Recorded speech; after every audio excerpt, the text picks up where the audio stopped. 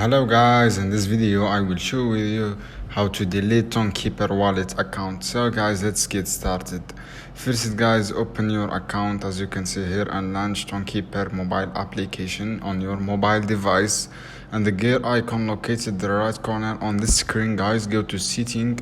After go to setting until you locate the delete account option, as you can see here, there the third last option in the bottom of the page, and you can delete account and starting your wallet case and the personal data will be erased from the device, stored and recovery freeze. Ensure the back it up and you can search on the subject available before proceeding.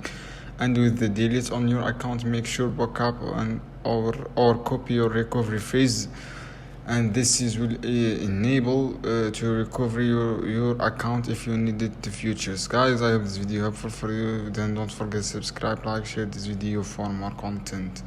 And this is how you can delete and this account.